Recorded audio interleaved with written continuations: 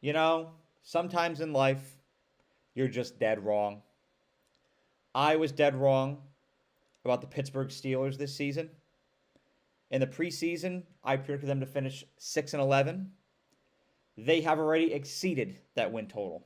So I was dead wrong about the Pittsburgh Steelers. There it is. There's my admission of being wrong. I know I've been labeled throughout the history of this channel as a Steelers hater by many of you. And for all of you that categorize me as that, I want you to know that I'm very happy for you. I'm happy for the Steelers' success this season because when the Steelers are good, the NFL is good. When the Steelers are winning, the NFL is winning. The Steelers are one of the NFL's most prominent brands. And so when they're doing well, when they're relevant, that's great for the NFL. So I'm pulling for the Steelers. Also, the Steelers have a loyal blue collar fan base, and I appreciate that. They stick with them through the thick and the thin, through all those cold, rainy, snowy games in November and December and even January. They play a lot of January games because this is a great franchise. They stick by those Steelers no matter what. So I appreciate all of you. And I dare to say, I think the Steelers can not only win the AFC North, I think that they can make it to the AFC Championship. I think they can make it to the Super Bowl. And I think that they're capable of winning it all. That is by no means a prediction. That's just me saying that that is the Steelers' ceiling for this season. The Pittsburgh Steelers are capable of winning a Super Bowl. Will they? I'm not sure. They may be out in the first round for all I know. But when you look at the makeup of this team and the style of football that they play and how well coached they are capable of making the Super Bowl and winning it all. That is their ceiling, no doubt about it. The Steelers, to me, they're like a diner.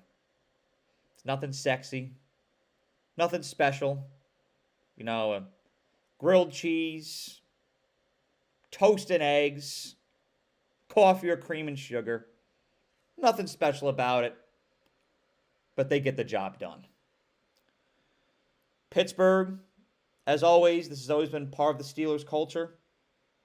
They have a nasty, dangerous, punishing, suffocating defense. All the words.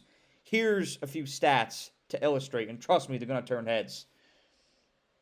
Pittsburgh's opponents, they score 16.2 points per game against the Steelers. That is how effective it is. They can barely crack 3 touchdowns against the Steelers. You don't want to go up against them. That is second in the NFL, only behind the Chargers coached by Jim Harbaugh. Jim Harbaugh's team's always known for having nasty defenses. Pittsburgh also has a top 5 rushing defense, a top 5 opponent first down per game defense. You don't get first downs a lot against this team. And they're top 10 in the NFL for turnovers per game.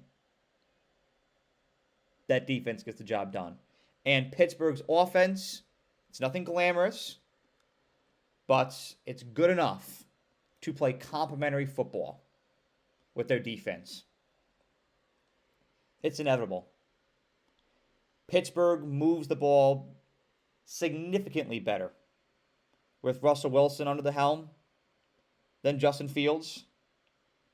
And they figured it out, that balance of Najee Harris and Jalen Warren. And that is Pittsburgh's identity. They are a knockdown, drag out, smash mouth, physical football team. And when you examine the last 3 years or so of Super Bowls and college football playoff national championships, those are the kind of teams that won it all. It's nothing glamorous, nothing sexy, not a high octane offense. The defenses were stingy and they're disruptive. And they gave the offense an opportunity to get it done. Let's take a look at these teams. Kansas City Chiefs this past year. Nasty defense, top 3 defense. Offense, kind of boring to watch sometimes. but just good enough to move the needle and secure wins. The Michigan Wolverines, there's nothing glamorous about that offense at all.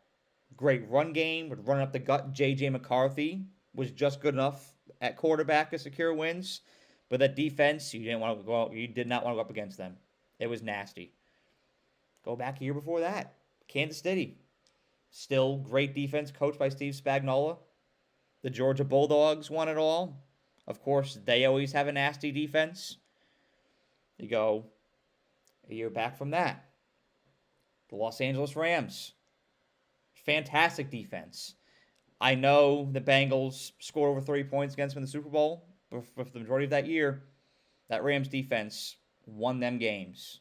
A lot of great names on that defense. And, of course, the Georgia Bulldogs, again, suffocating defense as always. So, these championship-winning teams, they lead with defense. Of course, you need an offense because at the end of the day, it is an offense-driven league. You need to have an offense with a pulse. You need to have an offense that's going to move the ball, score a significant amount of points every game. But defensively, you've got to be effective. Defense still wins championships. That is a moniker that is relevant to this day. If you want to go to a championship and win it all, you have to have a nasty defense. And you want to have an offense that's good enough to complement it. It's also important to mention that you feel it after you play Pittsburgh. And that is another component of a championship team. You want to be a team that nobody wants to go up against.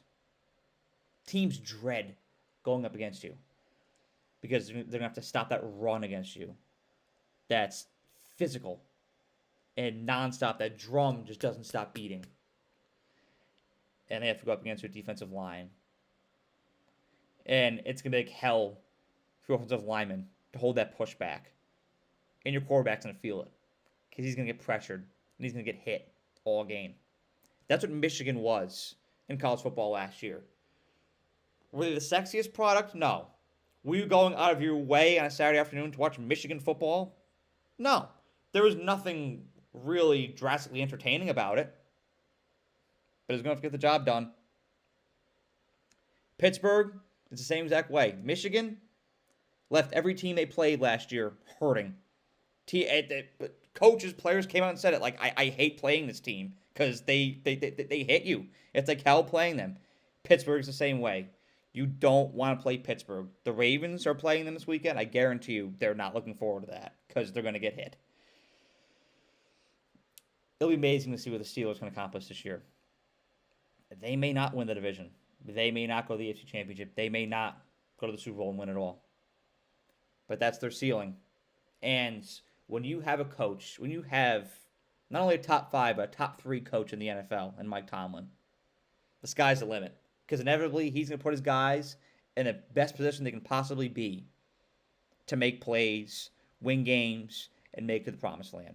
So I can't wait to see what the Steelers do with the remainder of this season. And congrats on the hot 7-2 start as always. Have a great day.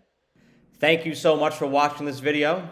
I really appreciate you and the time that you took out of your day to watch the video. And if you enjoyed it, please be sure to like the video and share it, as well as subscribe to The Era. The more likes and subscribers I get on this channel, the more resources I can attain, and the more resources I can attain, the more value I can provide to you, the viewer. And that is how I show my appreciation for you for the time that you devote to watching my videos. So thank you so much, and have a great day.